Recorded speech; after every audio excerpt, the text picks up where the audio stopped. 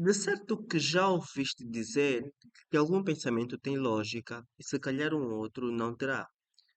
Afinal de contas, o que é lógica? E como saber se o teu pensamento tem lógica?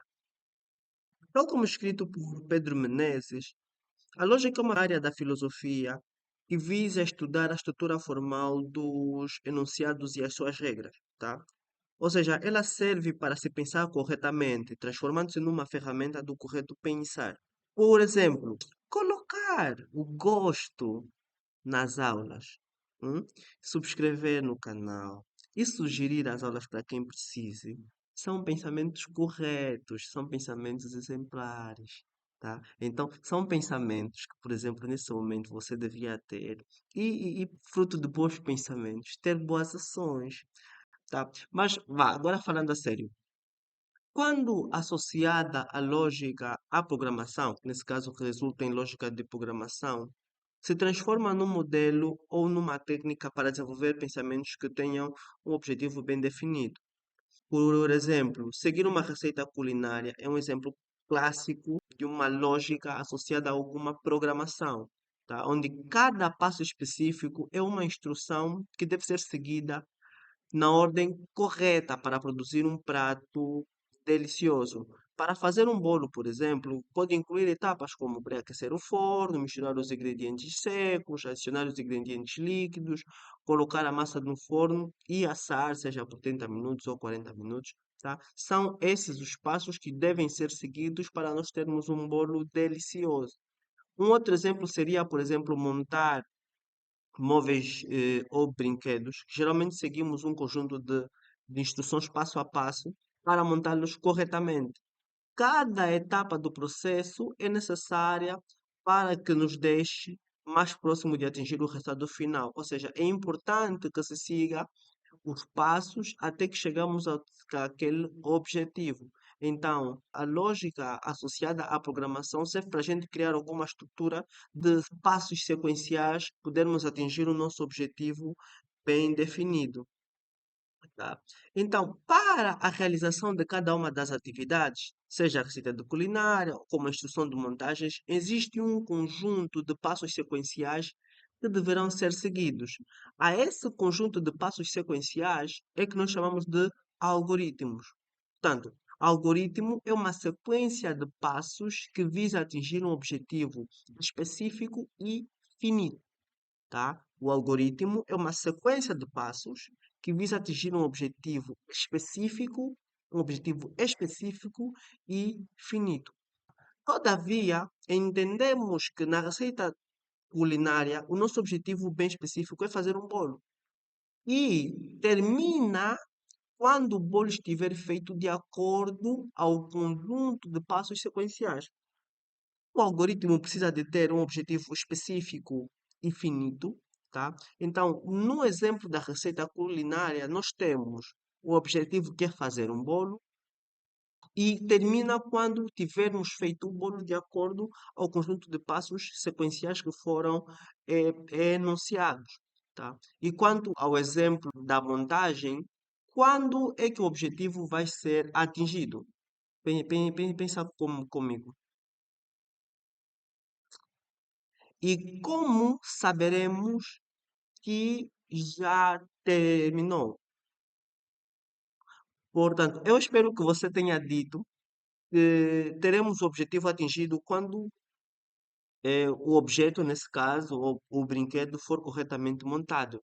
E termina quando o objeto estiver completamente montado, obedecendo, claro, o conjunto específico de passos que foram anteriormente avisados, tá? Então, eu acho que você entendeu o que é um algoritmo. Como já sabemos o que é um algoritmo, precisamos de saber como representá-los. Porque tá bom, sabemos que é um algoritmo, já sabemos que é um conjunto de passos bem definidos e específicos.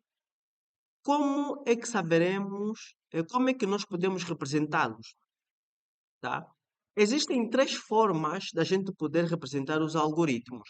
Essas três formas são a descrição narrativa, o fluxograma e o português estruturado ou pseudocódigo. Começando pela descrição narrativa, que consiste em explicar de forma detalhada e sequencial o funcionamento de um algoritmo ou processo utilizando uma linguagem natural, sem necessariamente utilizar uma linguagem de programação específica ou código. Ou seja, nós usamos na descrição narrativa a linguagem natural, seja português, seja inglês, francês, de acordo com a língua que naturalmente você use, tá? Sem usar uma linguagem de programação específica ou código. É uma abordagem também que visa descrever as etapas e os passos necessários para resolver algum problema ou realizar uma tarefa de maneira clara, compreensível, como se estivesse contando uma história. Então, a intenção da descrição narrativa é ser simples, clara e como se estivesse contando uma história. Tá?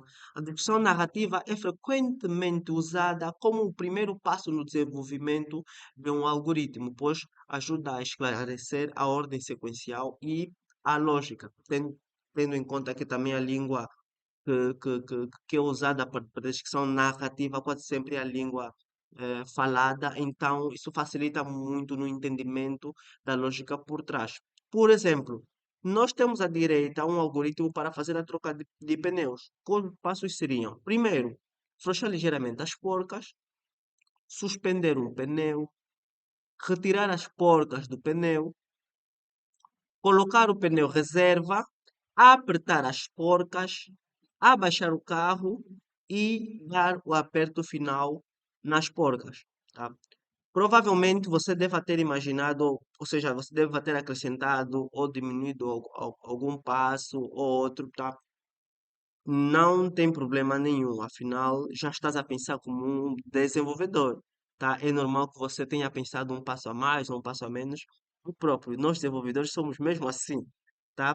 Acontece que cada indivíduo pensa de uma forma muito específica e de acordo ao pensamento de cada um, é possível nós resolvermos o mesmo problema de diferentes formas, tá?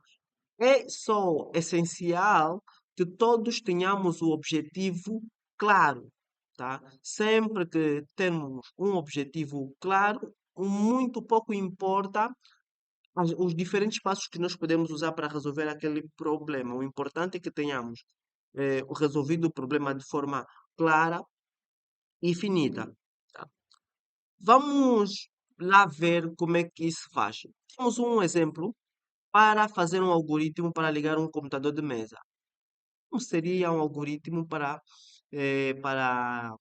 ligar um computador de mesa? Para ligar um computador de mesa, temos que usar os seguintes passos. Primeiro, conectar o computador à fonte de alimentação, não é? Ligar o monitor, pressionar o botão de ligar o computador, aguardar a inicialização e efetuar o login se necessário.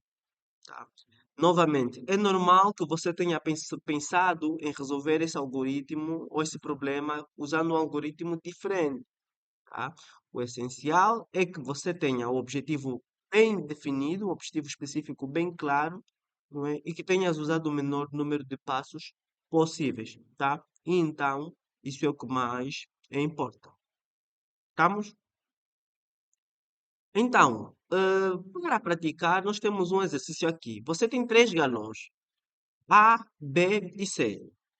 O galão A possui outros litros de capacidade e está completamente cheio d'água. O galão B possui 5 litros de capacidade e está vazio. O galão C possui 3 litros de capacidade e também está vazio. Sem jogar água fora, você conseguiria fazer com que no final restassem exatamente 4 litros de água no galão A e exatamente 4 litros de água no galão B. Observação: os galões não possuem medidas. Desta feita, você não pode despejar e ver se está no meio ou não. Esteja à vontade para criar e use o número de passos que achares necessário, tá? E quando terminares, escreva nos comentários a tua resposta. E eu, com todo gosto, irei revisar e avaliar. Só depois é que podes continuar o vídeo, tá? Então, faz aí a, a, a resolução desse exercício e depois podes continuar. Dê uma pausa no vídeo para resolveres e assim que terminares, podes continuar. Temos aqui uma solução para esse problema. Apresentamos desta forma para podermos visualizar a transição da água entre os galões. Preste bastante atenção para não perderes nada, tá? Passo 1. Encher o galão A. Quando fizermos isso, o galão A terá 8 litros e os outros galões vão ter 0 litros. Passo 2. Despejar do galão A até encher o galão B. Desta forma, o galão A terá 3 litros, o galão B terá 5 litros e o galão C terá 0 litros. Passo 3. Despejar do galão B até encher o galão C. Quando fizermos isso, o galão A terá 3 litros, o galão B terá 2 litros e o galão C terá 0 litros. Passo 4. Despejar do galão C ao galão A. Quando fizermos isso, o galão A terá 6 litros, o galão B terá 2 litros e o galão C terá 0 litros. Passo 5. Despejar os 2 litros do galão B ao galão C. Quando fizermos isso, o galão A terá 6 litros, o galão B terá 0 litros e o galão C terá 2 litros. Passo 6. Despejar do galão A até encher o galão B. Quando fizermos isso, o galão A terá 1 litro, o galão B terá 5 litros e o galão C terá 2 litros. Despejar, nesse caso, o passo 7, despejar do galão B até encher o galão C. Quando fizermos isso, o galão A terá 1 litro, o galão B terá 4 litros e o galão C, nesse caso, terá 3 litros. E o passo 8, despejar os 3 litros do galão C para o galão A. E quando fizermos isso, finalmente teremos o galão A com 4 litros, o galão B com 4 litros e o galão C com 0 litros. Tá? Essa é apenas uma solução para esse problema. Tá? Você pode achar outras diversas soluções para esse exercício. Alguns com mais passos, outros com menos passos, ou seja, algumas mais otimizadas e outras menos otimizadas, tá? O mais importante é que atinjamos o objetivo. Então, vamos para mais umazinha. Bora lá. Exercício 2. Este jogo tem como objetivo deslocar todos os discos de um pilar para outro qualquer, obedecendo duas regras. Mover um disco de cada vez, a primeira regra, e a segunda regra, um disco com diâmetro maior nunca pode ficar sobre um disco de diâmetro menor. Ou seja, eu não posso ter nunca um disco maior por cima de um disco menor. E quando terminares, deve, por favor, coloque a tua resposta no comentário, tá bom? Que é para eu poder avaliar e te dar aí um feedback sobre como é que você resolveu. Dê uma pausa no vídeo para resolver e quando terminares, podes continuar. Para o exercício 2, temos essa solução. Preste bastante atenção para não perderes nada. Passo 1. Mover o disco pequeno para o pilar direito.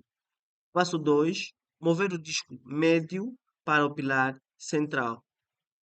Passo 3. Mover o disco pequeno para o pilar central. Nesse caso, o disco pequeno estará por cima do disco médio. No passo 4, mover o disco grande do pilar esquerdo para o pilar direito. Passo 5, mover o disco pequeno para o pilar esquerdo. Disco 6, ou seja, passo 6, mover o disco médio para o pilar direito. E no passo 7, mover o disco pequeno para o pilar direito. E assim nós temos o exercício resolvido. Não esqueça de mostrar a tua resolução nos comentários, tá bom? Eu vou ficar aguardando que você envie. Exercício 3. Faça um algoritmo para mostrar o resultado da divisão de dois números. Não esquece, volta para o pause e quando terminares de resolver, escreva a solução nos comentários para eu poder avaliar e quando terminares, podes continuar o vídeo, tá bom? Para a solução do exercício 3, nós temos aqui receber o numerador, receber o denominador. No terceiro passo, se o numerador for igual a zero, não poderá haver divisão, pois não existe divisão por zero. Tá? Caso contrário, dividir os dois números. E no passo 4, mostrar o resultado. Tá? Estes seriam os passos que nós temos para resolver esse exercício.